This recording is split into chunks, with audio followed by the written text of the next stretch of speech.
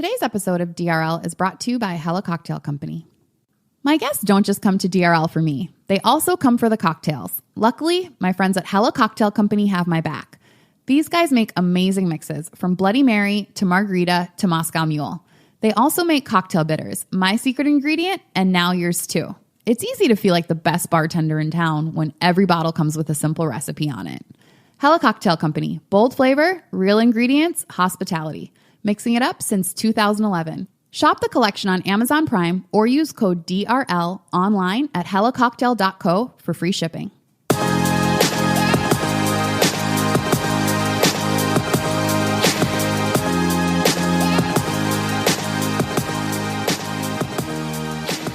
Hello, my lovely listeners. Welcome back to another episode of DRL, where we're talking everything dating, relationships, and love. I'm your host, Tanisha Wood. I am back in my hometown in Minneapolis, kicking it with the fam, mostly playing Scrabble. My little brother is salty AF because, yes, I just said AF, because he has lost like 4 consecutive games. You know how like some families are really big into like football, and the whole family, like they get together and they sit around and they watch football and they go to all the games and they do, you know, all football related things. You go inside their house. There's just like whatever team that is. Our family is all about Scrabble. Like if Scrabble were a national sport, we'd be at every tournament. And so that's just like our thing that we do pretty much all day, every day while I'm home. So I just want to say I'm the champ. Go 10. So today I have Lottie with me. Hi, Lottie. Hi, Tay. Lottie and I did we go to junior high together or high school or both? Did you go to Northview? I went to Northview. Oh, we went to both. Okay. We both went to junior high and high school. Okay. And then she stalked me all the way to the Army. And then we were both in the Minnesota National Guard. Woot, woot. Woot, woot. Are you single, by the way? What is your exact status? My status is no status. So when I say no status, okay, this is how it works. I have a person that I'm super duper interested in, okay? He also works for Delta. Mm-hmm. He's in marketing, and he lives in New York. He lives in Brooklyn. And it's one of those situations, for me, I made this decision. It's like when we see each other, we're together. When we don't, you good. Do you. That's how I am. That's how I roll. So you wouldn't label it as your boyfriend? No. I'm kind of enjoying my freedom right now. Okay. Do you ask him about what he does when you're not around, or you just really don't care? I don't care. So you define yourself as a pansexual. What is a pansexual? Like if I'm attracted to somebody, it has no bearing on their gender. Okay. Like if I like somebody, it's not because they have boobs or they have penis. It's like literally you're attracted to the vibe that they're giving you. Mostly for me individually, I'm attracted to somebody's intellect. Like when someone. Oh God, don't say sapiosexual, whatever you do. I hate that word. No, it's just like when you're talking to somebody and you just something just kind of clicks and you're just like having this deep intellectual, intimate conversation. And you're like, hold up, wait a minute. There's more here. And you just get so turned on by the dialogue that you're having with this person. And it's just like, okay, I think this is it. And it has nothing to do with, hey, oh, you're a guy, so I think you're hot. Or you're a girl, I think you're hot. It's just like, it is what it is. If the vibe is there, the vibe is there. So how is that different than maybe bisexual? See, bisexuals are like, here's this girl. I really like this girl. And I also really like this guy. But for me, it's not even like, I think with bisexuality, they put more emphasis on the gender. Mm-hmm. And with pansexuality is no gender. It's just like. So would you maybe date somebody who's trans? Ooh, that is a good question. I haven't thought about it, but I wouldn't, man, I would be curious to find out. The funny thing is I haven't ran into anybody who's trans. You know, I see transsexuals on TV, but if I was to get hit on by transgender, let's say Laverne Cox, for example, comes up. Well, don't pick a celebrity. Well, I'm just hypothetically, because I don't know. She hasn't exposed what she got going on down there. But no, I am open-minded. I will say that. So yes or no? Yes, absolutely. Why not? Why not? Life is life. So you are from Liberia originally. Correct. Now, how is that thought of by like your parents or your family? Oh my God. Like if you were to say to them, you know, I'm a pansexual, which means I could end up with a woman just as easily as I could with a man, or transgendered. It's not a conversation that has ever been had by me and my mother. I was raised by my mother. It's not even a conversation that has been had with me and my family. It's not that I'm in the closet. I'm not hiding it by any means, shape, or form. Well, no, because we're doing this podcast. So. I don't care, but it's not something that I'm parading with a flag, and it's not something that I'm ashamed of either. But at the same time, it will definitely, in my family, I can't really generalize, but I know in my family it will be frowned upon. So unless they ask, it's not something that I'm going to just hey guys, so by the way, right. One night I had a foursome, you know. Wait, did you? I have. Really? Yes. Tell us about that. No. Okay, so once upon a time, I was living in DC. DC actually exposed me to my sexuality, to be very, very honest. It kind of made me very aware. Like, I've had threesomes before, and it involved another girl, but it was just something. It wasn't something that I was just mentally thinking of like, okay, you just had sex with a girl. It was just like, oh, it's a threesome, whatever. Keep it to the side. But when I was... So you saw it more as an activity, but not necessarily like who you were. Oh, right. It wasn't like, oh, I'm attracted to a girl, so that's why I'm doing this threesome. It was just like, oh, we're all here. You're cute. I'm cute. Oh, she just kissed me. Oh, it's going down. Oh, this is happening. Like, kind of thing. But it wasn't just like, oh, there goes that hot girl that I was checking out at the bar and I brought her home. But DC made me very hyper aware of what it was for me. Like, for example, there was this place that I go to in DC. It's on 7th and H. Shout out to all my Clyde's employees down there. They treat me like family. So Clyde's is kind of like Cheers. You come into this bar, you have this oak wood. Everybody knows Exactly. your name. As soon as I walk in, hey Lottie, blah, blah, blah, blah, blah. So anyway, I go to the bar. I'm a consistent client there. Everybody knows my name. Everybody knows who I am. And there was this young lady. We're going to call her G because we're actually Facebook friends, so I'm not going to put her out there. So we worked together, and, you know, she was hitting on me, talking to me, and she was like, do you like girls? And I was like, it's not that I don't like girls, and it's not like I'm seeking out women, you know, as a sexual partner. But it's just like, if the mood is right, the time is right, it is what it is. It's going down. Panties are getting dropped. As we were talking about it, more and more, just having a conversation with her. And I started realizing the more time we spent together, we went out to eat, we went to outings, we went out. And I was like, oh, I'm really starting to... So wait, when she first came at you, was she coming at you like, is she a lesbian?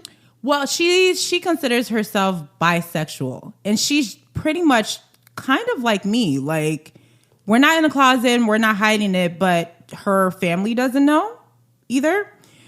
But it's not something that is brought up in a conversation on a regular family basis. So for her, it's just, she's always had mostly girlfriends. And at the time when I met her in DC, she had a boyfriend. Was it a friendship initially? And did you think it was a friendship, or was it, we're dating to see where this goes? It was a genuine friendship. It was like, she just moved from another state. I just moved from another state. So we had that commonality, and then we were working at the same place too. Got it. So, and then we always like going to the same place called Clyde. So it wasn't until one night she was taking me home, and we pulled over and we're listening to, what were we listening to? We were listening to Kendrick Lamar, Element. And we just sit in the car. She turns, she was like, hey, let's go upstairs. And I was like, isn't your boyfriend home? And she was like, no, he's not home yet, whatever. So we get upstairs, and she was like, hey, I just want you to know that I really like you. I was like, oh, me being naive, mind you, we're drunk. That's not an excuse. Trust me, it would have went down regardless. She was like, I really like you. I think you're dope. What would you think if I asked you to be my girlfriend? And me, I'm a very free spirit. I just don't like to be claimed. I have a problem with being claimed. And I entertained the idea. I was like, sure, whatever. Let's do this. But I wasn't. So like an actual relationship? Like an actual relationship. Nobody knew. So you said yes. I did. This was my girlfriend. Okay. That nobody really knew about. Well, nobody really asked me my personal life business. If they would have asked me, I'm not ashamed of anything of who I am. I would have said, yeah, that's my girlfriend. That's my girlfriend. And kept it moving.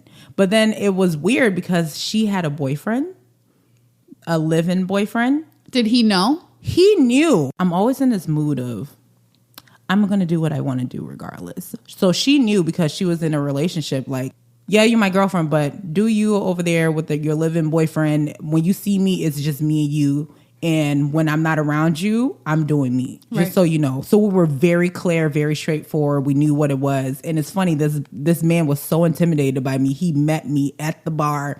It was like, he wasn't very confrontational or aggressive. Her boyfriend? Her boyfriend. And he was just like, I know what's going on between you and G, and I just don't try anything stupid. And I was like, what is that supposed to mean? So pretty much he was telling me, don't steal my girl. It's Mr. Steal Your Girl. Oh.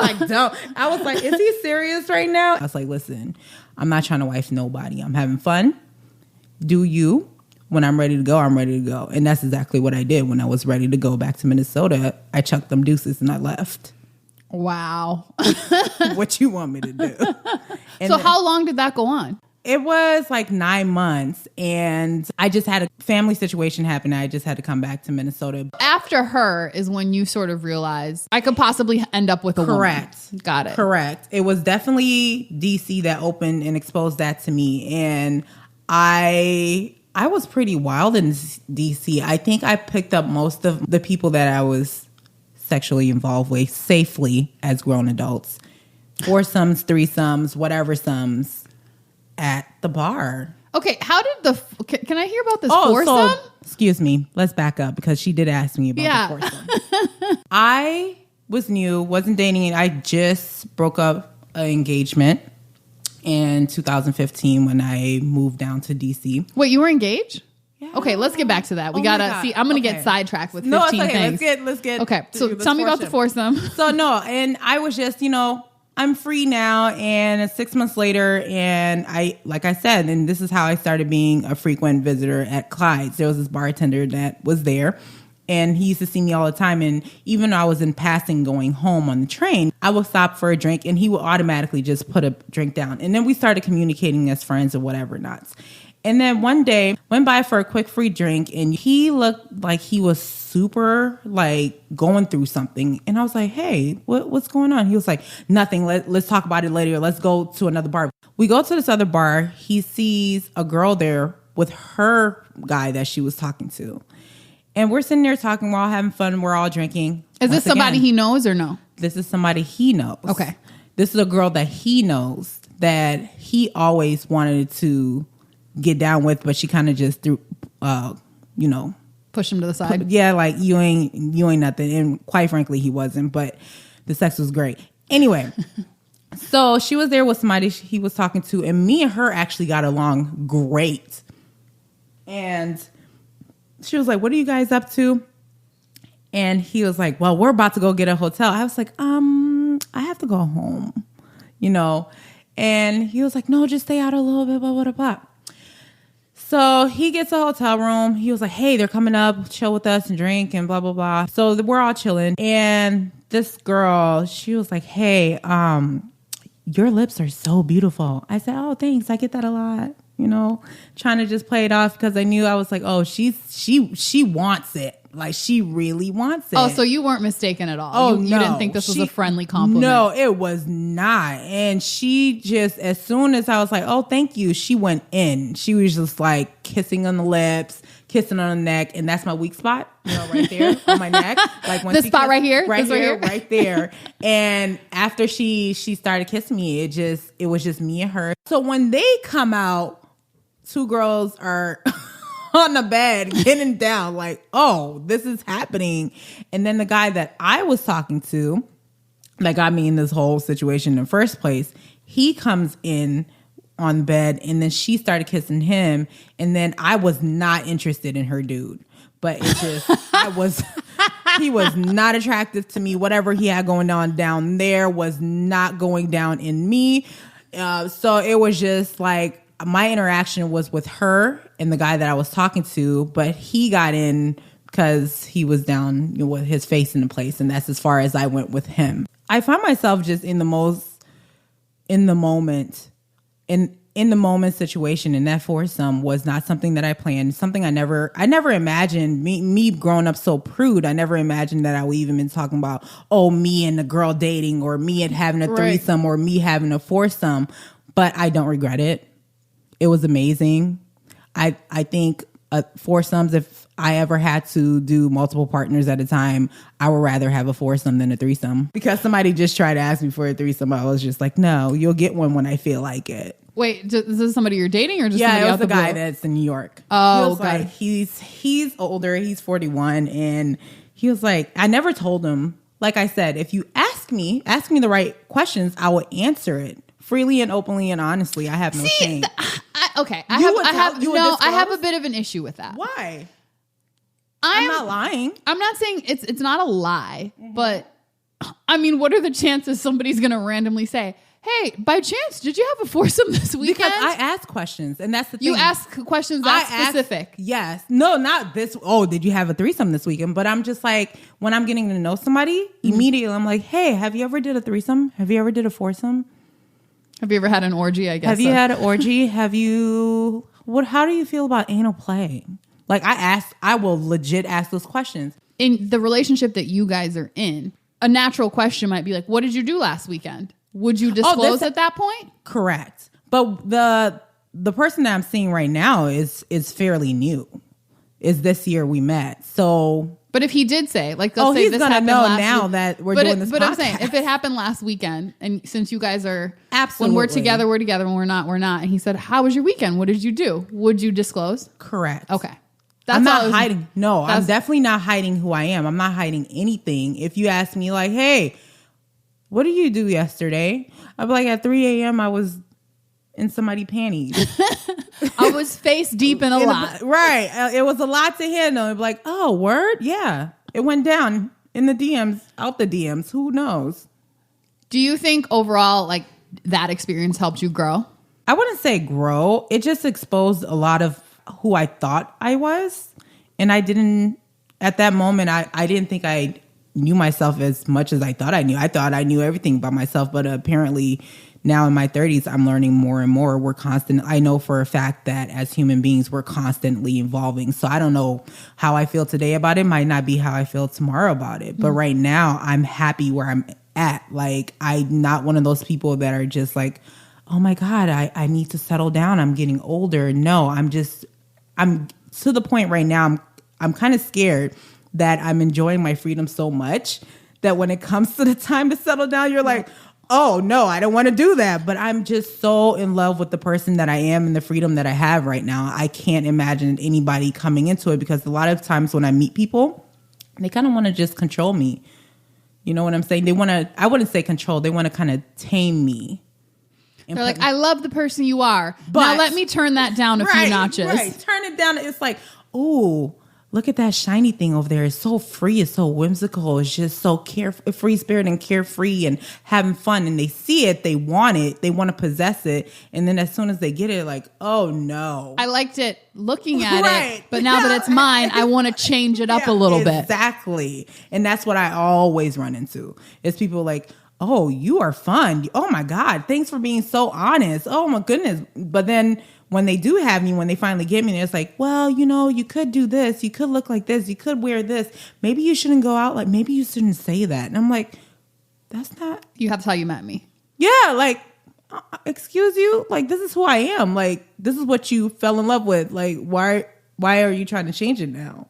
So how did you end up engaged? So we met in the service. This wasn't my first engagement. That was my fifth, actually. Were you engaged more than once? 5 times. I'm not even making this up. Are you sure you don't want to be married? I don't. Here's the thing. I love love. I love being in love. I love the idea of marriage. I respect the institution of marriage.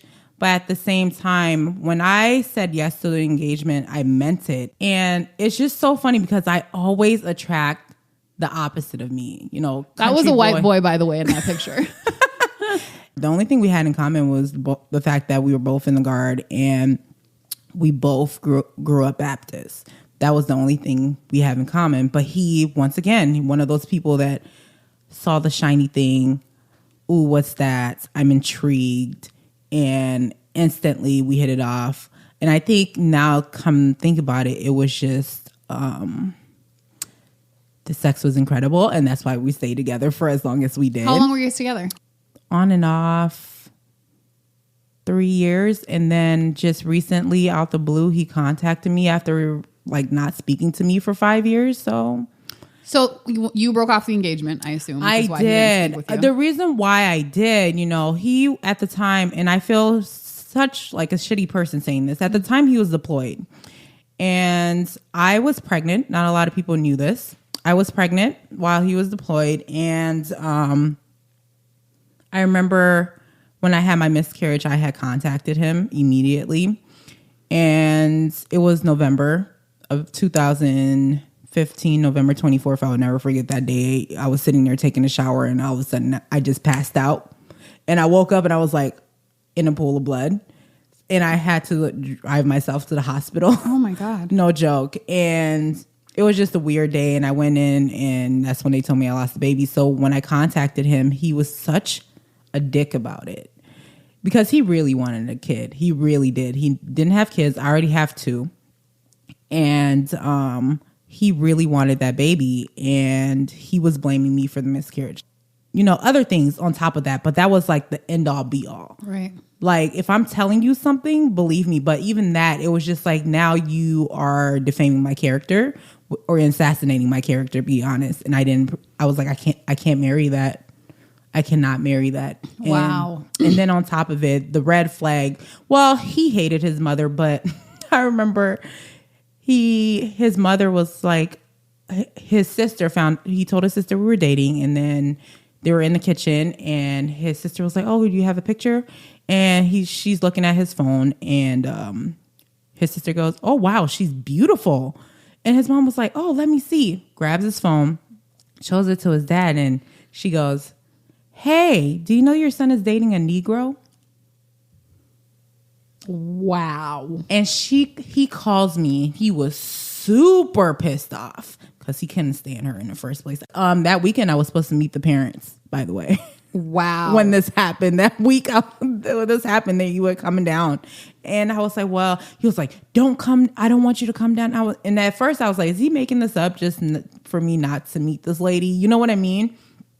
And I'm not saying that's okay. And some people are like, oh, I would have just broke up with him after that. But that wasn't his feelings. And I wasn't scared of, if we were to get married, that would have been a problem because they didn't have much of a relationship, him and his mother. He was closer to his dad than anything. They ended up coming down and I asked her about it and she apologized. She was like, I'm sorry. You're not black, you're brown. She was trying to wait, you're not black. She was like, well, I didn't know. She was saying how that she didn't know how to, she never, like you said, she's never interacted with black people. She didn't know the proper way to address black people. So she didn't know that Negro was not necessarily the way. Exactly. And I couldn't believe her. And I was just like, have you been living in a cage your whole life? It's like they live in their own bubble. You were engaged 5 times. Correct. How is dating with children and how does that play into it? That is actually a really good question. For me, I have this rule. I don't bring anybody around my kids. I really don't. And I was listening to one of your podcasts and you were saying how we are reacting to things that we experienced in our childhood, the traumas that we experienced in our childhood. And I absolutely agree. I spent years kind of protecting my mom. I'm not saying that she's a shitty person or a shitty human being. We're all human. We all make mistakes. But just growing up, me and my little sister, I'm the oldest. And my mom is the oldest. And my grandmother is the oldest. So we have this generational thing going. My mom had a revolving door of guys in our lives. It got to the point where I refused to get attached anymore. Because every time you got attached, they disappear. Kind of thing. So whenever a new person came along, I'm like, hey, what's up? Okay, cool. I'm going downstairs. No interaction at all. And then it's so funny because she used to blame me for the relationship. Well, you never talked to him. But I'm not the reason why your relationship You're ended. the adult here. Right. Well, you never were nice to them. Well, if I got close, you guys were going to break up because you choose shitty men, but whatever. You know what I mean? So for me, I didn't want my life decisions to affect my kids. So unless it was serious, like me and that person were serious. And I think he was one of 2 people in my entire dating history that I've ever brought around my kids. And one of them is my daughter's dad. So that tells you the type of person I am. It has never been a problem because I date just fine. I'm blessed to have my kids at an age where they're old enough to kind of understand certain things. And I just don't bring anybody home. I have a rule. You do not come to my house when my kids are there.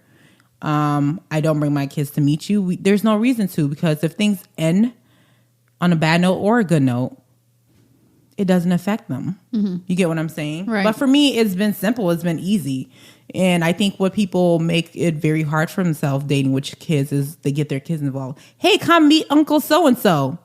No, my kids don't even know. The only people that they know is their father and the person that I was previously engaged to. Now, if something did get serious enough again. Correct. Obviously, I need to see the interaction with my kids in order for us to move forward. But no, I'm not just going to, hey, we've been dating for this amount of, even 1 year. I'm very afraid. 1 year. I will literally, it has to be a year plus before I even have you around my children. Yes, absolutely. See, as somebody dating somebody with kids, I'm glad that I met the kids pretty early.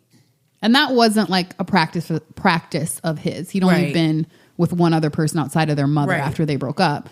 But I met them pretty early, and I was glad I did, because to me, it's like, this is a part of my life. It is going to be a part of your life. And so get used to it. Absolutely. Or not. But I think it gave me the opportunity early to choose and to make the decision, especially being somebody who had never dated somebody with kids.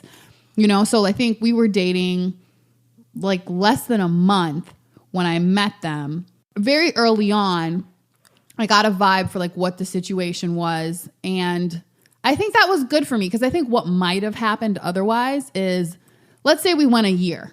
Right. Mm-hmm. And then I would have gotten used to this sort of life without them. Yeah. Like, so like on the weekends, like we just chill and we do us. And then that would have been like a really separate part of his life. And then when things got more serious, now I'm in a year and I'm used to just me and him doing what we do. Right. And now all of a sudden it's like this culture shock of like, kids. Whoa. Where are these kids coming from? Usually on the weekends, we just chill and watch Netflix. What are we doing here? You know? And it was so different for me because I'd never done it before. But like, it is very different when you haven't dated somebody with children, and it is like sort of a culture shock. But I'm glad I had it sooner than later. We're part of each other's lives now. But I mean, on the flip side, what if it didn't work out? Then it would have been like, what happened to that girl Tanisha again? Always that question. It's always that question. Or you get the awkward thing of me being an adult now, and you run into these people and you're like, hey, sorry, my mom broke up with you. You're cool though, Dabs. You know what I mean? Like, you know, for your situation, I'm perfect. I'm a single mother. You know, he has the luxury of the baby mom being there or whatever, but I don't have that luxury per se. Mm-hmm. I'm not married, so I'm always, if I'm not at work, I'm always with my kids, right? Mm-hmm. So I don't have the luxury of, you know, hey, I'm alone and I don't have the kids this weekend. It's like my kids are always with me. So if you want to see me, we're going to have to do something outside the kids. Now, if it gets serious and we're thinking of moving in together, if we're thinking of having kids together, if we're thinking of getting married. And for me, anybody that have serious dated, we had the marriage conversation before 6 months. So it's like, where do you think you're going? What are we doing with this from the gates? So with that being said, only 2 people have met my kids prior to a year, but from this point on, the stage that I am in my life, because I'm constantly busy and it's just me and my kids, it has to be, you have to prove that you can hold on tight for a year. You know what I mean? I need to know that, I need to see that consistency. My son is slightly sensitive and I'm highly aware of that. How old are your kids? 14 and 9. Okay. So my son lost his dad to suicide. So I'm very sensitive about that. And I just don't want just anybody just coming into his life.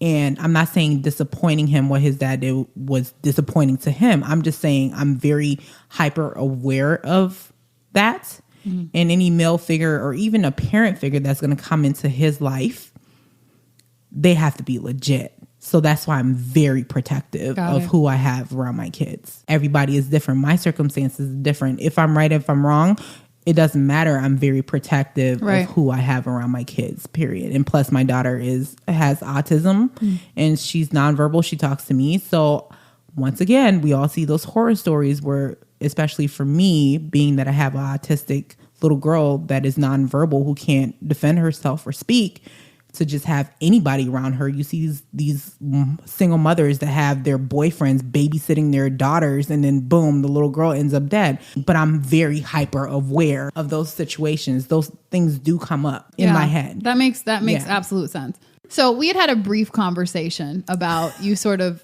having your freedom. Oh yeah. How does having kids affect that? You know what? It's so funny because like I said before we started this conversation, when I was growing up, I never wanted kids. Yes, I was very selfish, very into myself. And I think it's because, when I was 10 years old coming to this country and then a year later, my mom had my little sister and now I'm not the only kid anymore. And in my culture and how I was raised to be very domesticated, I didn't really have a childhood. While all my friends were going out and going to the movies and going to the mall and hanging out with boys and having sleepovers, I was stuck at home learning how to cook.